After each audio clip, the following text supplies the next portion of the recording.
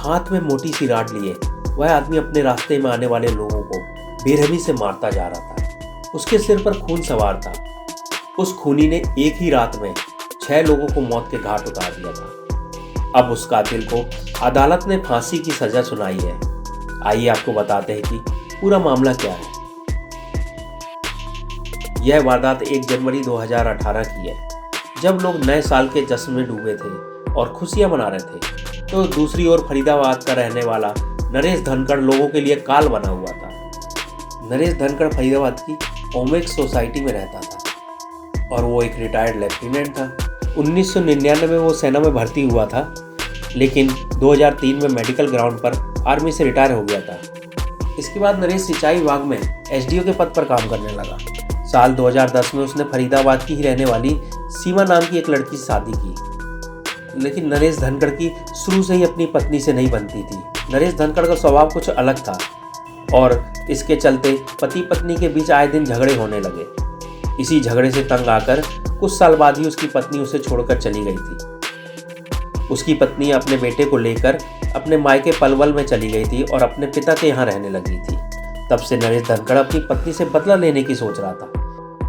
1 जनवरी 2018 को नरेश धनखड़ अपनी पत्नी का कत्ल करने के लिए घर से निकला था। उस रात नरेश धनखड़ अपने घर के नीचे आया और अपने ससुराल पलवल की ओर बढ़ने लगा।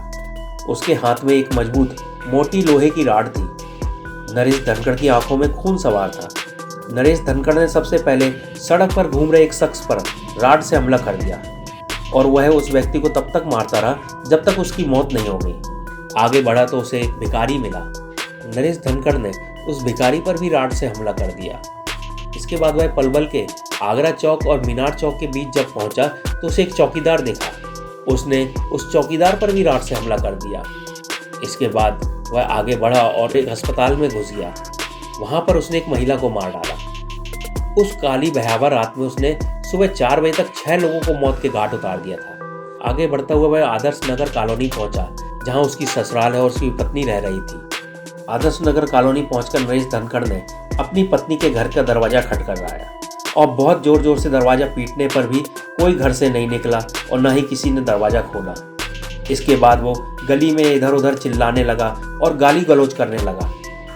नरेश धनखड़ ने अपनी पत्नी के पड़ोसी के घर का भी दरवाजा खटखटाया। उस घर से जब एक शख्स बाहर आया तो नरेश ने राड से उसके ऊपर हमला कर दिया, लेकिन वह पड़ोसी किसी तरह जान बचाकर अपने घर के अंदर घुस गया। इस दौरान नरेश धनखड़ के ससुराल वालों ने पुलिस को इत्तला कर दी। पुलिस की टीम आनन फानन में आदर्श नगर कॉलोनी पहुंची।